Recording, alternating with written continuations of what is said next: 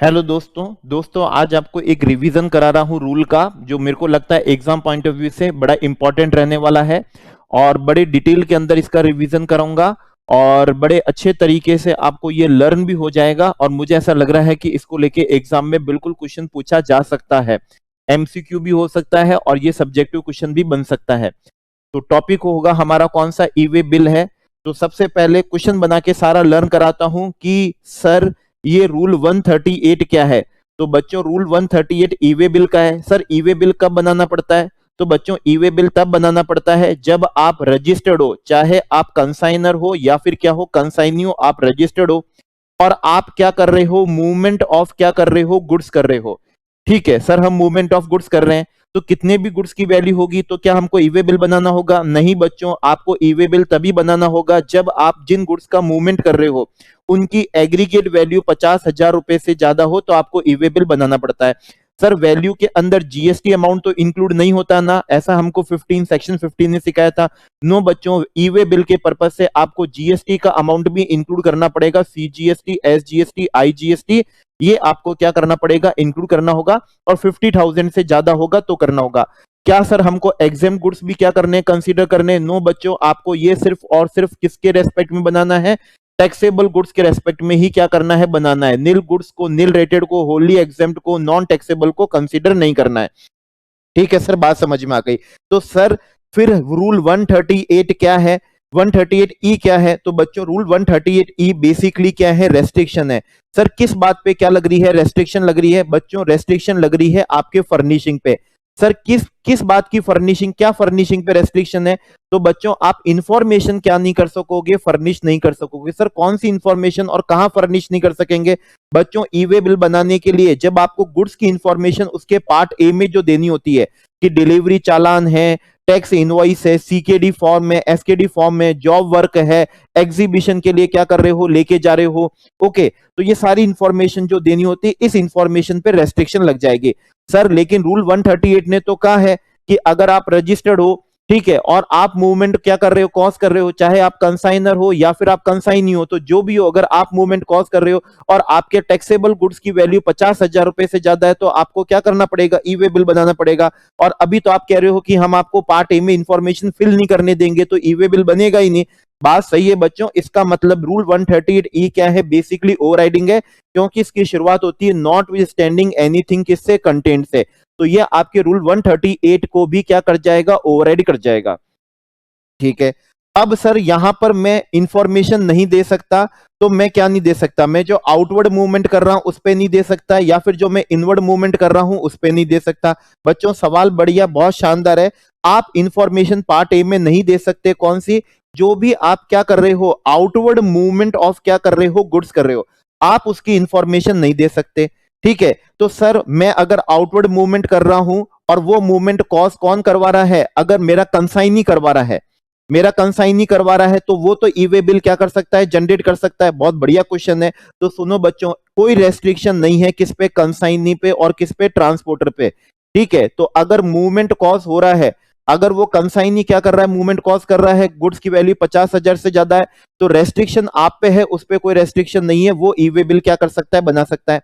Sir restriction तो outward movement पे है, अगर मैंने क्या करा है, इनवर्ड मूवमेंट करा है, और मैं कौन हूं, कंसाइनी हूं, मैंने मूवमेंट कॉज करा है, तो मैं क्या ई वे बिल बना सकता हूं? क्वेश्चन बहुत ही प्यारा बनाया है बच्चों, इसका आंसर भी शानदार है। कोई रेस्ट्रिक्शन नहीं है, आप किसी भी तरह की क्या नहीं है, रेस्ट्रिक्शन नहीं है। आपने जो भी इनवर्ड मूवमेंट क्या करा है, कॉज करा है, तो उस पर किसी तरह की रेस्ट्रिक्शन नहीं है। रेस्ट्रिक्शन है ये जो आप जो आउटवर्ड मूवमेंट ऑफ गुड्स क्या कर रहे हो, कॉज कर रहे हो, तो as a consignor, as a क्या है, कंसाइनर, आप वहां पर क्या नहीं कर सकते, ई वे बिल नहीं बना सकते। लेकिन अगर आपने इनवर्ड मूवमेंट करा है और आप कौन हो, कंसाइनी हो, तो ऐसी स्थिति में आप पे किसी भी तरह की क्या नहीं है, रेस्ट्रिक्शन नहीं है। तो सर क्या इसको मैं ऐसा समझूं कि अगर मेरे पे रेस्ट्रिक्शन है तो मैं अपना माल भी नहीं बेच सकता, सप्लाई भी नहीं कर सकता? बच्चों नो नो, ऐसा कुछ भी नहीं है, ऐसी कोई रेस्ट्रिक्शन नहीं है कि आप सप्लाई नहीं कर सकते। आप बिल्कुल क्या करिए, बिजनेस करिए, माल क्या करिए, बेचिए। बस आप e way bill as a consignor क्या नहीं कर सकते, आप जनरेट नहीं कर सकते। एज ए कंसाइनी आप जनरेट कर सकते हो, और आपके जो कंसाइनी होंगे आउटवर्ड मूवमेंट के, उन पे भी किसी तरह की क्या नहीं है, रेस्ट्रिक्शन नहीं है। तो आपके जो भी कंसाइनी ऑफ गुड्स होंगे वो उसका ई वे बिल क्या कर सकते हैं, जरूर बना सकते हैं। आपके सप्लाई करने पे कोई मना नहीं किया है। ओके, आप ऐसी सप्लाई करिए जिसपे अगर मान लीजिए कोई मूवमेंट ही ना हो, सीधी आपको गुड्स की क्या देनी पड़ रही हो, डिलीवरी देनी पड़ रही हो, तो उसके लिए किसी भी तरह की कोई रेस्ट्रिक्शन नहीं है। बिल्कुल बात समझ में आ गई सर। पर मैंने ऐसा क्या कर दिया, जो मेरे ऐसा कौन सा गुना हुआ जो आपने मेरे पे ऐसी रेस्ट्रिक्शन लगा दी?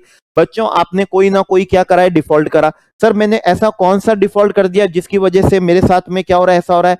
तो बच्चों, अगर आप क्या हो, कंपोजिशन में हो। सर कौन सा कंपोजिशन वाला, सेक्शन 10 सबसेक्शन 1 2 वाला या 2A वाला? अरे बच्चों कोई भी हो, आप सबसेक्शन 1 सबसेक्शन 2 या फिर कौन से 2A वाले कोई से भी क्या हो, कंपोजिशन हो। मैंने क्या करा सर? अरे बच्चों, आपने फर्निश नहीं करा। क्या मैंने रिटर्न फर्निश नहीं करा? अरे नहीं नहीं बच्चों, रिटर्न तो बहुत दूर की बात है, वो तो एनुअल होता है। आपको जो CMP 08 होता है ना, स्टेटमेंट फर्निश करने का, पेमेंट करने के लिए, कंपोजिशन टैक्स का पेमेंट करने के लिए जो क्वार्टरली करना पड़ता है, हाँ हाँ सर क्वार्टरली करना पड़ता है। आपने 2 कॉन्जिक्यूटिव क्वार्टर से उसकी क्या नहीं करी है, फर्निशिंग नहीं करी है। अरे सर वही जिसका अगले महीने की 18 तारीख को हमको उसकी फर्निशिंग करनी पड़ती है बच्चों। हाँ, वही जिसका क्वार्टर खत्म होने के फॉलोइंग मंथ के 18 तक आपको फर्निशिंग करनी पड़ती है। सर यहाँ पर कॉन्जिक्यूटिव होना जरूरी है क्या? हाँ बच्चों, यहाँ पर बिल्कुल कॉन्जिक्यूटिव होना क्या है, बहुत जरूरी है।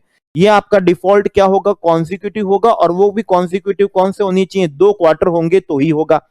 ठीक है, तो होगा। तो सर अगर मेरा एक क्वार्टर का अभी क्या नहीं है, CMP 08 क्या नहीं है, फर्निश नहीं है, तो क्या मेरे पे रेस्ट्रिक्शन लग जाएगी? नो नो बच्चों, नहीं लगेगी। जब तक आपका क्या नहीं होगा, 2 क्वार्टर की ड्यू डेट एक्सपायर नहीं हो जाएगी और दोनों क्वार्टर का आपने नहीं फर्निश करा होगा, तो ही आप पे रेस्ट्रिक्शन क्या होगी, लगेगी। सर ये तो बात हुई कंपोजिशन की। मान लो मैं कंपोजिशन में नहीं हूं, तो कौन हो? तो सर मैं मान लीजिए मैं कौन हूं, अदर नॉर्मल रजिस्टर्ड पर्सन हूं। अब मैंने ऐसा क्या कर दिया, हो सकता है भाई आप अपना रिटर्न ही क्या नहीं कर रहे हो, फर्निश नहीं कर रहे हो। सर रिटर्न कौन सा होता है? अरे रिटर्न तो कोई सा भी हो सकता है भाई, GSTR 3B भी हो सकता है। आप NRTP हो तो GSTR क्या हो सकता है, 5 भी हो सकता है।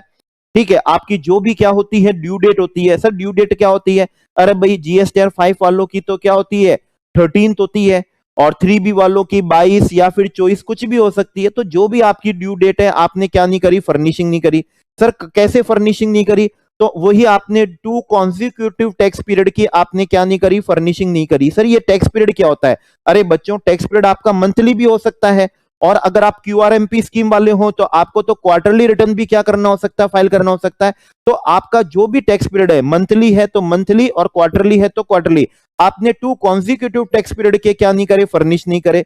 सर 2 कॉन्जिक्यूटिव होना जरूरी है क्या? अरे बच्चों जरूरी है नहीं, होगा ही होगा। ठीक है ना, क्योंकि आपको ध्यान है ना कि रिटर्न में क्या होता है, जब तक प्रायर पीरियड का रिटर्न क्या नहीं होगा, फर्निश नहीं होगा, तो करंट पीरियड का फर्निश नहीं होगा।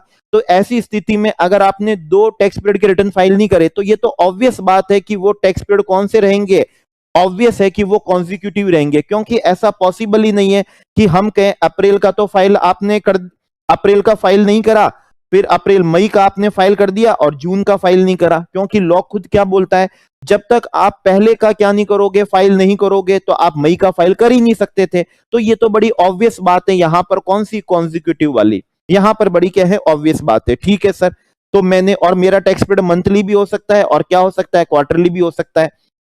और क्या डिफॉल्ट करे हो सर? ठीक है ना, देखो और डिफॉल्ट क्या हो सकते हैं, और डिफॉल्ट हो सकते हैं आप फर्निश ही नहीं कर रहे हो। सर क्या फर्निश नहीं कर रहा? अरे अपना GSTR 1 फर्निश नहीं कर रहे।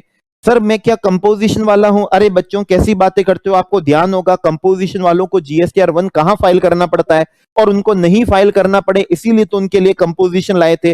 अच्छा अच्छा सर, बात समझ में आ गई। तो मैं GSTR 1 फाइल नहीं कर रहा, इससे क्या तकलीफ हो रही है? अरे बहुत तकलीफ हो रही है सर। ठीक है ना बच्चों, बहुत तकलीफ होती है, क्योंकि इसी की डिटेल्स तो क्या होती है, ऑटो पॉपुलेट हो जाती है, ऑटो क्या होती है, जनरेट हो जाती है आपके किसके लिए, ITC के लिए, आपके रिसिपेंट के ITC के लिए। अब देखो बच्चों, अगर आप यही फर्निश नहीं करोगे तो कितनी मकारी है, आपके रिसिपेंट कैसे ITC लेंगे? ठीक है ना, कैसे ITC लेंगे, वो तो ले ही नहीं पाएंगे। ओके, अरे सर उनके पास में इनवॉइस है ना। अरे बच्चों आपको ध्यान हो ना, लेटेस्ट अमेंडमेंट के अकॉर्डिंग जब तक मैं क्या नहीं करूंगा, फर्निश नहीं करूंगा, डिटेल उनके पास में ऑटो जनरेट नहीं होगी, वो ITC नहीं ले सकते, भले उनके पास में क्या हो, इनवॉइस हो। सर वो 20% तो ले सकते थे ना, अरे बच्चों 20% का प्रोविजन तो हट गया था। तो सर 10% तो ले सकते थे ना, अरे बच्चों 10% का प्रोविजन हट गया। अरे सर 5% तो ले सकते थे, अरे बच्चों सब कुछ ही हट गया। जब तक आप फर्निश नहीं करोगे तो वो क्या नहीं कर पाएंगे, अपने जीएसटीआर 1 में उनको क्या नहीं होगा, ऑटो ड्राफ्ट नहीं हो पाएगा, जीएसटीआर 2A में ऑटो ड्राफ्ट नहीं हो पाएगा। अरे सर समझ गया समझ गया समझ गया, ठीक है ना, ये तो बिल्कुल मक्कारी वाली क्या हो गई, बात हो गई, मैं नहीं करूंगा ऐसा, ठीक है। और आप आईआईएफ फर्निश नहीं कर रहे, अरे सर ये आईएफएफ क्या होता है, अरे बच्चों इनवॉइस फर्निशिंग फैसिलिटी है ना। अगर आप अपना मंथली क्या करते हो, फाइल करते हो रिटर्न, तो जीएसटीआर 1 आपको फाइल करना होता है। और अगर आप अपना रिटर्न क्वार्टरली फाइल करते हो तो आपको जीएसटीआर 1 भी क्वार्टरली होता है। तो आपको पहले 2 महीने में क्या फाइल करना होता है, आईएफएफ। जैसे अप्रैल का क्या होगा, आईएफएफ होगा, मई का भी क्या होगा, आईएफएफ होगा, और फिर जून के अंदर जीएसटीआर क्या होता है, 1 होता है। सर समझ में आ गई, याद आ गई बात। तो आप अपनी डिटेल, सर बेसिकली ये तो डिटेल्स ऑफ आउटवर्ड सप्लाई, अरे हाँ बच्चा हम भी यही कह रहे हैं, स्टेटमेंट ऑफ कौन सी आउटवर्ड सप्लाई आप फर्निश नहीं कर रहे हो, ठीक है ना। सर कैसे फर्निश नहीं कर रहा, अरे वही बच्चे 2 महीने या फिर 2 क्वार्टर, सर महीने और क्वार्टर कैसे आए, अरे अगर आप क्यूआरएमपी में हो तो फिर क्या होगा, क्वार्टरली हो जाएगा, और नहीं तो कैसे हो जाएगा, मंथली हो जाएगा। तो आपने अपने 2 क्वार्टर के जीएसटीआर 1 क्या नहीं करे, फर्निश नहीं करे, जीएसटीआर 1 क्या नहीं करे, फर्निश नहीं करे, ठीक है ना, 2 क्वार्टर के और या फिर कौन से 2 महीने के। सर यहां पर भी कॉन्सिक्यूटिव होगा क्या, अरे हाँ बच्चों, अब तो अमेंडमेंट के अकॉर्डिंग यहां पर भी ये हो चुका है कि जब तक आप अपने पहले टैक्स पीरियड का details of outward supply furnish नहीं कर देते तो करंट ईयर का फर्निश नहीं कर सकते। हालांकि यहां पर इन्होंने क्या करा है, कॉन्सिक्यूटिव वर्ड क्या है, मिसिंग है। पर ये तो सर ऑब्वियसली बात है ना, अब अमेंडमेंट के बाद में तो आपने खुद ने कहा कि जब तक प्रायर पीरियड का, प्रायर टैक्स पीरियड का फर्निश नहीं होगा तो करंट का नहीं होगा। मैं भी तो यही कह रहा हूं बच्चों, वर्ड क्या है, मिसिंग है, लेकिन क्या है, ऑब्वियस बात है, ऑब्वियस बात है कि यहां पर भी क्या होगा, 2 कॉन्सिक्यूटिव ही होने वाला है। तो फिर तो सर कोई विशेष बात नहीं है, ठीक है। बात समझ में, अगर रिटर्न फर्निश नहीं करूंगा तो लायबिलिटी कैसे बनेगी, और स्टेटमेंट आउटवर्ड सप्लाई फर्निश नहीं करूंगा तो रिसिपेंट को आईटीसी कैसे मिलेगा। तो ये तो बिल्कुल खतरनाक डिफॉल्ट है, मेरे साथ ऐसा ही होना चाहिए, ब्लॉकिंग तो होनी चाहिए मेरे ई वे बिल के पार्ट ए की इंफॉर्मेशन पे। और क्या कर दिया सर, अरे और क्या कर दिया, हो सकता है रूल 21 सब रूल 1 सब रूल 2 2A हो गया हो। अरे सर ये क्या होते हैं, इतना मेरे को थोड़ी याद है, मेरे को तो बस ये याद है कि ये तो कौन से चैप्टर के अंदर आए थे, रजिस्ट्रेशन चैप्टर में आए थे। अरे कोई बात नहीं बच्चों, मैं याद करवा देता हूं। आपका रजिस्ट्रेशन क्या हुआ था, सस्पेंड हुआ था। अरे सर क्यों हो गया सस्पेंड, अरे बच्चों सब रूल 1 के अंदर आपने खुद ने ही क्या करी थी, एप्लीकेशन करी थी कि मेरा रजिस्ट्रेशन को क्या कर दो, कैंसिल कर दो। तो हमने कहा ठीक है, कैंसिलेशन का ऑर्डर पास होगा, लेकिन जब तक पास होता है तब तक आपका रजिस्ट्रेशन तो क्या कर दें, हम सस्पेंड कर दें। तो इसका मतलब क्या सर, जब तक मेरा रजिस्ट्रेशन क्या रहेगा, सस्पेंड रहेगा, तो ई वे बिल पे मेरी क्या रहेगी, ब्लॉकिंग रहेगी। अरे हाँ बच्चों, हाँ आपके जब तक सस्पेंड रहेगा ई वे बिल की ब्लॉकिंग रहेगी। सर और मैंने क्या कर दिया, अरे सर आपने और भी, और बच्चों आपने बहुत गड़बड़ करी। सेक्शन 16 आईटीसी के अवेलमेंट का था, उसमें कई कंडीशंस आपको दी थी, टैक्स इनवॉइस होनी चाहिए, आपको सप्लाई रिसीव हो जानी चाहिए, आपने उनका क्या कर दिया, डिफॉल्ट कर दिया। अच्छा अच्छा सर, डिफॉल्ट कर दिया। आपने क्या कर दिया, रूल 10A का डिफॉल्ट कर दिया। सर नहीं याद आ रहा, रूल 10A क्या था, अरे रूल 10A था ना जिसमें आपको अपने बैंक अकाउंट की क्या देनी थी, डिटेल्स देनी थी। ओके, अरे हाँ सर याद आ गया, रूल 10A, रूल 10A नया रूल क्या हुआ था, इंसर्ट हुआ था, आपने वो डिटेल अभी तक फर्निश नहीं करी तो ब्लॉकिंग कर देंगे। आपने क्या करा, रूल 86B का डिफॉल्ट कर दिया। अरे सर इतना थोड़ी याद आता है, रूल 86B में क्या था। अरे बच्चों याद करा देता हूं, आपको ध्यान है ना, मैक्सिमम से मैक्सिमम आप अपनी आउटपुट लाइबिलिटी का 99% आप आईटीसी से क्या कर सकते हो, पेमेंट कर सकते हो। आपको कम से कम 1% तो क्या करना पड़ेगा, ई कैश से पेमेंट करना ही पड़ेगा। हाँ सर याद आ गया, अब ऐसे याद आ जाता है, ऐसे बताते हो तो याद आ जाता है, ऐसे याद नहीं आता। तो आप इनके क्या कर रहे हो, डिफॉल्ट कर रहे हो, ठीक है ना। और भी तो क्या होते हैं, डिफॉल्ट होते हैं ना, जब आपका रजिस्ट्रेशन सस्पेंड हो जाता है। अरे हाँ सर याद आ गया, रजिस्ट्रेशन क्या होता है, सस्पेंड होता है।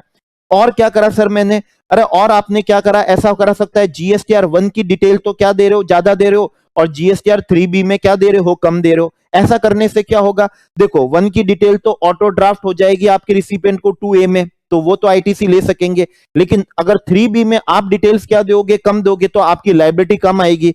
तो सिग्निफिकेंट क्या आ रहे हैं, डिफरेंसेस आ रहे हैं। बच्चे सर ये सिग्निफिकेंट क्या होता है, अरे बच्चों सिग्निफिकेंट का जूस अभी डिपार्टमेंट ने भी नहीं निकाला है, तो तुम भी मेरा जूस मत निकालो। सर मैंने और क्या गड़बड़ कर दी, अरे गड़बड़ ये कर दी, आपका क्या है, जीएसटीआर 2A में जो है, जीएसटीआर 2A में जो आपको ऑटो पॉपुलेट होके डिटेल्स जो आई है आईटीसी अवेल करने की, वो तो क्या आई है, कम। और आप अपने जीएसटीआर 3B से जो आईटीसी का क्या कर रहे हो, अवेलमेंट कर रहे हो, आईटीसी का अवेलमेंट कर रहे हो, वो क्या कर रहे हो, ज्यादा कर रहे हो, और इसमें सिग्निफिकेंट क्या आ रहा है, डिफरेंसेस आ रहा है, एनोमलीज आ रही है। सर बात समझ में आ गई, ये तो बहुत ही क्या है, खतरनाक क्या है, इश्यू है। तो आप इसमें से क्या कर रहे हो, कुछ ना कुछ तो क्या कर रहे हो, गड़बड़ कर ही रहे हो, कुछ ना कुछ गड़बड़ कर रहे हो। तो क्या होगा सर, मेरे पे कब से लगेगी मेरे पे रेस्ट्रिक्शन? अरे बच्चों, अगले दिन से ही आप पे क्या लग जाएगी, रेस्ट्रिक्शन लग जाएगी। जैसे ही आपने 2 कॉन्जिक्यूटिव टैक्स पीरियड के रिटर्न फाइल नहीं करे, 2 कॉन्जिक्यूटिव क्या है, मंथ या क्वार्टर जो भी है आपका, आपने उसका डिटेल्स ऑफ आउटवर्ड सप्लाई क्या नहीं करा, फर्निश नहीं करा।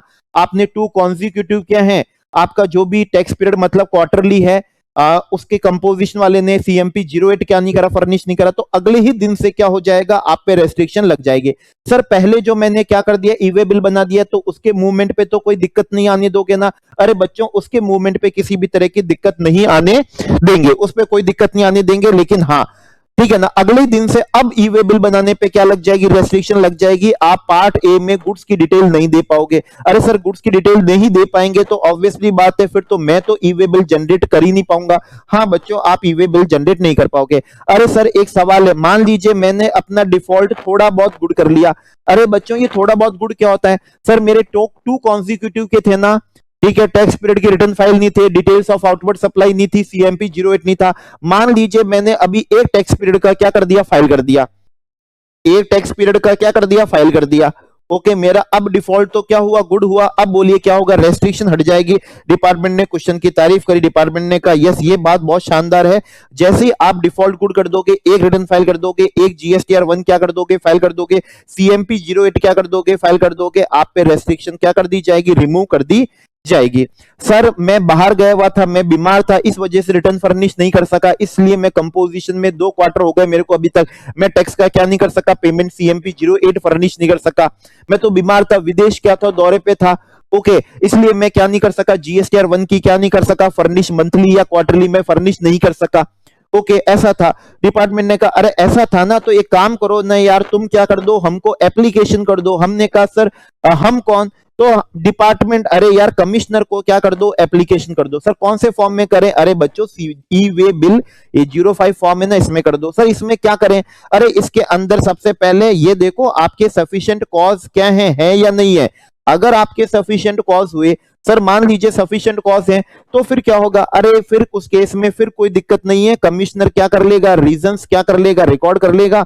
कर लिए सर, रीजंस रिकॉर्ड कर लिए, सफिशिएंट कॉज मैंने शो कर दिए, एप्लीकेशन कर दी, उसने रीजंस क्या कर दिए, रिकॉर्ड कर दिए। अब क्या होगा, तो अब क्या होगा, अरे वो आपको अलाउ कर देगा फर्निशिंग, ठीक है ना। किस बात की फर्निशिंग? अरे यही पार्ट ए की आप फर्निशिंग कर सकोगे आपके ई वे बिल किसके अंदर, 01 के अंदर, सब्जेक्ट टू जो भी उसको कंडीशंस लगानी होगी वो आप पे कंडीशंस क्या कर सकेगा, लगा सकेगा। तो सर पूरा बिल्कुल अब पूरा अच्छे से क्या आ गया, समझ में आ गया मेरे को। तो डिफॉल्ट भी क्या आ गया, समझ में आ गया, ये भी समझ में आ गया। यहां कॉन्जिक्यूटिव था, यहां कॉन्जिक्यूटिव था, लेकिन वो क्या था, ऑब्वियस था। यहां कॉन्जिक्यूटिव नहीं था, लेकिन वो कॉन्जिक्यूटिव ही क्या होगा, होगा ही होगा। ये बात मेरे को क्या गई, अच्छे से समझ में आ गई, और ये मैंने एक अच्छे से क्या कर लिया, रिवीजन भी कर लिया, ठीक है ना, क्या कर लिया, रिवीजन भी कर लिया।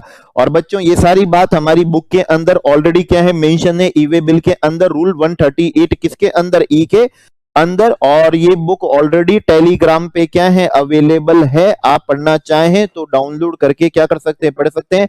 प्रिंट आउट लेके भी क्या कर सकते हैं, पढ़ सकते हैं। बुक्स का जिरोक्स करा के भी क्या कर सकते हैं, आप पढ़ सकते हैं। तो ये हमने आपको क्या कर दिया, रिवीजन करा दिया। ऐसे ही हम रिवीजन आपके लिए क्या करेंगे, लाएंगे, जो बहुत इंपॉर्टेंट होंगे आपके लिए। Okay friends, thank you friends.